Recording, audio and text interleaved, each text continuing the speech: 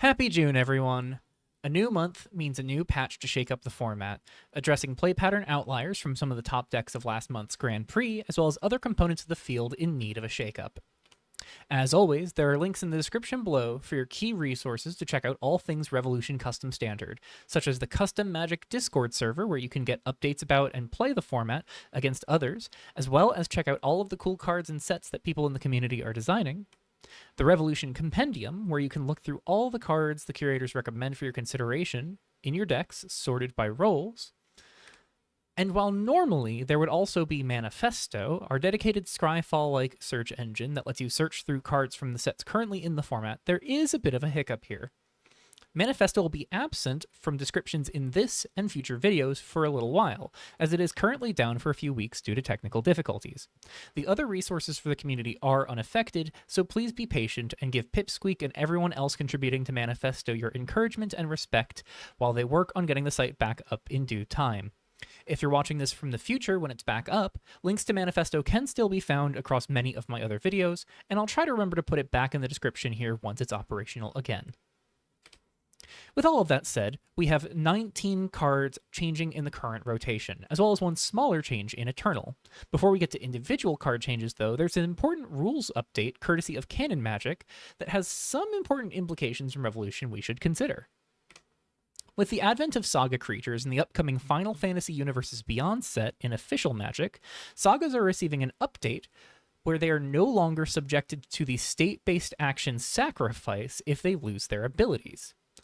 While we don't have Saga creatures in rotation, we do have a couple Sagas in the field nonetheless. And importantly, we also have a pretty popular way of removing abilities from those Sagas. Prior to this change, Sonaido Voidsinger was actually a reliable check to both the rare sagas from Theros Age of Trax and the new Time Loop sagas from Kitsuo Dusk of Time, as she could strip their abilities and force them out of play with her +1. Now, however, they simply stop functioning for a turn when hit by Sonaido. You'll need an actual removal spell to take them out of play for good. This is a solid hit to Sonaido's stock in the field, but honestly, I think the bigger hit to Sonaido is just the rise of monocolor control, with mono white and mono black both putting up very good showings in Grand Prix Mirage Expo. Sonaido is still a really good card, so if you're in more than one color, she's worth consideration, but don't count on her as a reliable answer to Shigane Manor Burns and the like.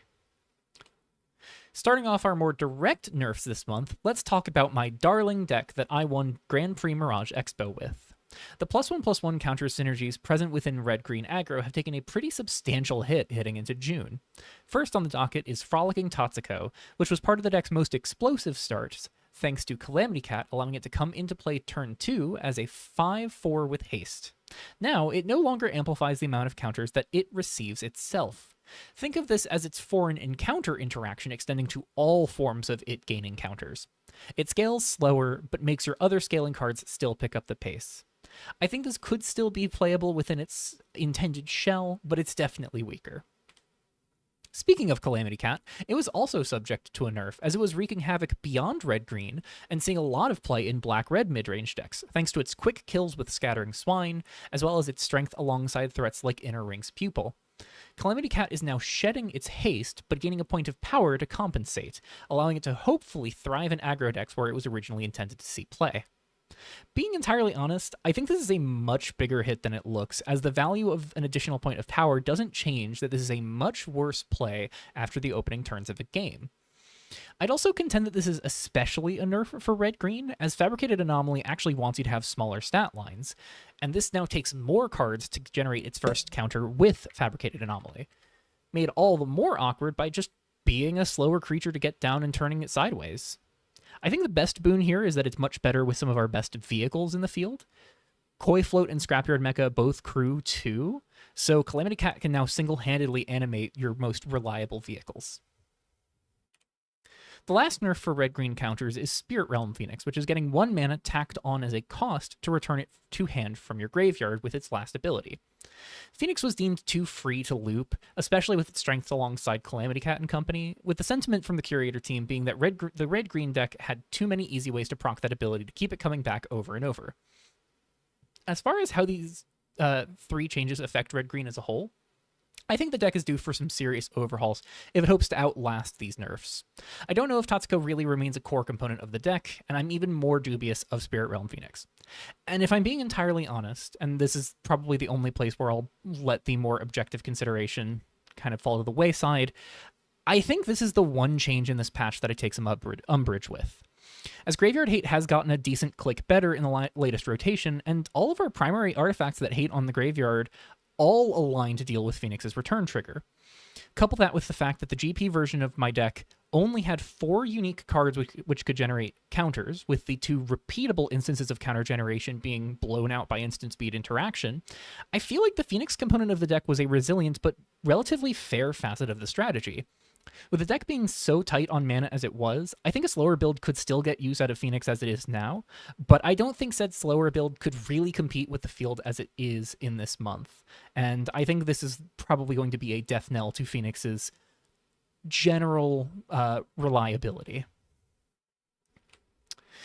This all being said, there is one other change coming for the red suite from my deck, and it's actually a buff for Kirin of Boons.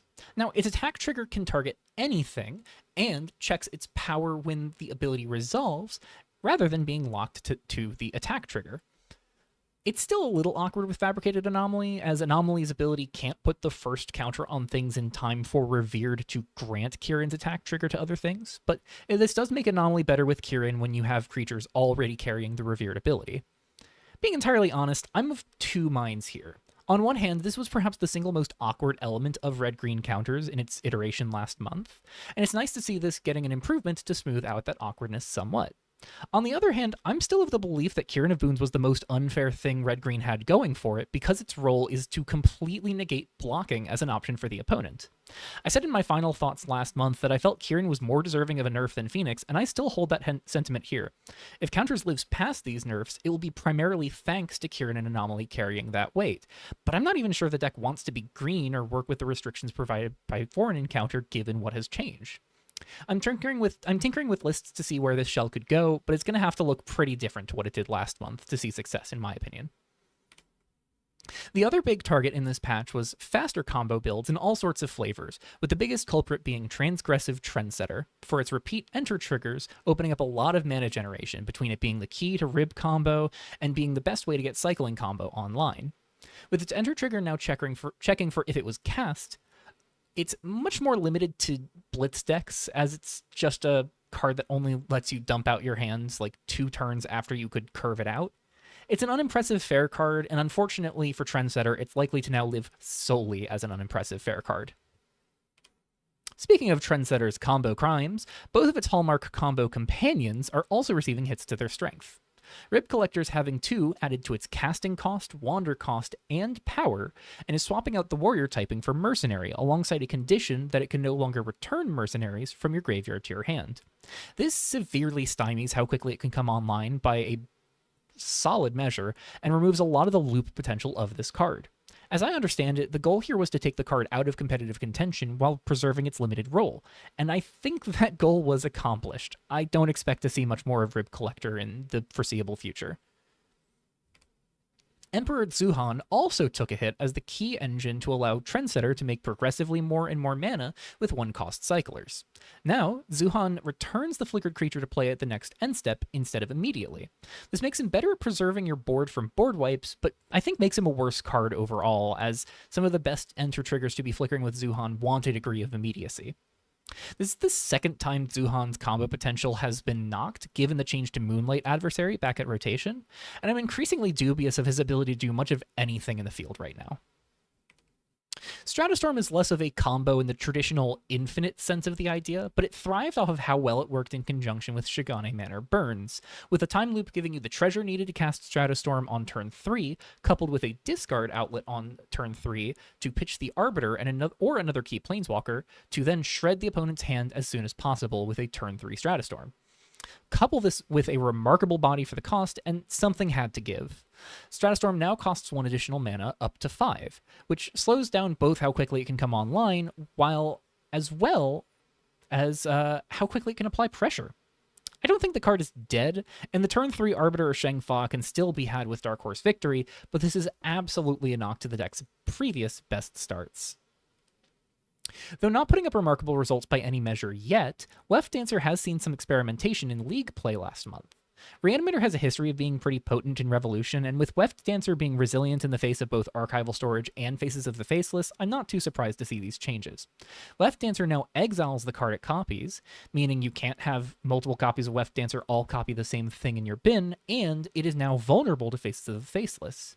Additionally, it's had its ward cost removed in place of gaining Death Touch, as Left Dancer was really resilient to interaction and punished the opponent for interacting, and made this a really reliable beater even if you just cast it without copying anything.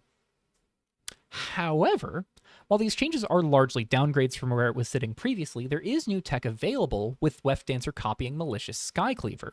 While you won't be able to Cyber Soul your Left Dancer, this can wipe the board with Skycleaver's Enter trigger for a single point of life. If a more mid-rangey version of Reanimator with targets that can feasibly be cast creeps into the field, I could see this being a major difference maker against other mid-range decks. High Techian, while less of an overt combo card than some of these others, is taking a hit in this patch as well, now costing 1 less to activate its sacrifice mode, but replacing the stolen land with a token copy rather than letting its controller search up a basic. This was primarily aimed at keeping it from fully answering creature lands like the Levelers from Errors in the Weft, or the Devotion lands from Theros Age of Trax, but the reality is that High Techian saw the most play in the latest iterations of Primordial Seas combo, as they land to copy up a massive amount of with Primordial Seas once the combo is online, and then take every land the opponent has away to present a lethal clock you have to pass the turn with, while not exposing yourself to any interaction when you do pass. I do think High Techian could do some interesting things with this new change, especially if there are lands worth copying right now, as you could effectively treat this as 2 and tap to replace High Techian with a copy of a land you control. But I'm not sure we have lands that are worth that hassle at the moment. We've got 2 more rotations to see if that changes, I suppose.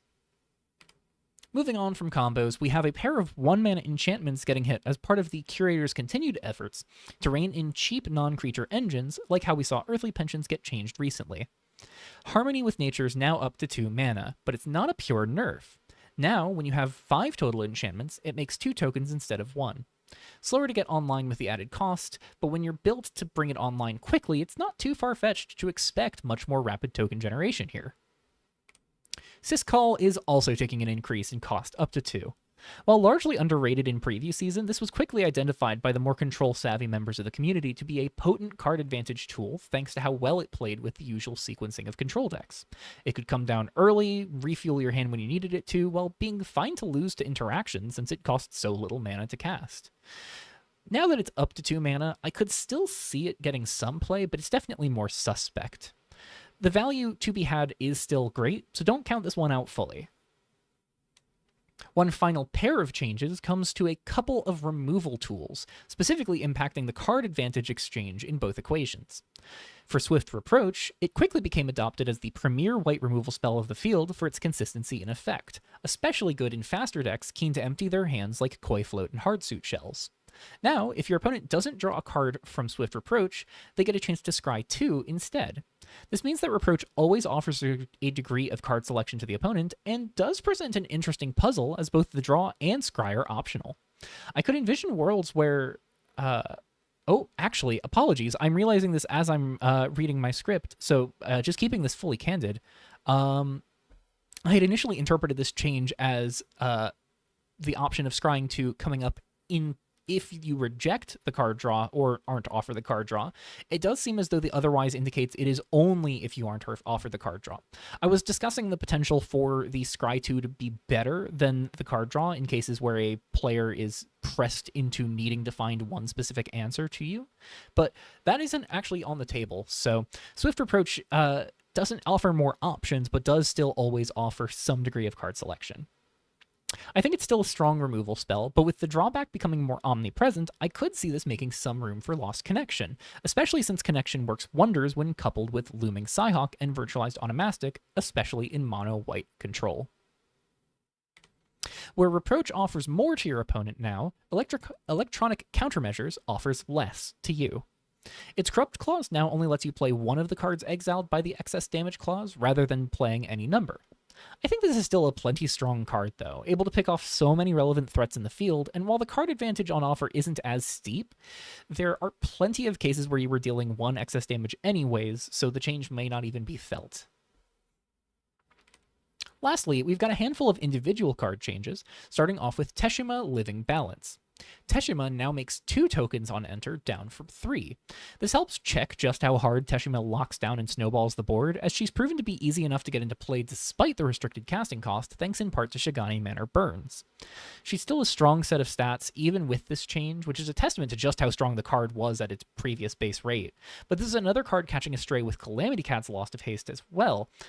And with Teshima decks increasingly being on Screech and Grauku, it's actually another shell where Cat's extra point of power to draw back too. Masksmith's taking a pretty big knock to its main deck usage by losing its recursive mode, no longer caching the targeted permanent or card if you own it. But its activated ability cost is being shifted to 1 generic mana in Constellation, and the ability is being made into a pure modal effect.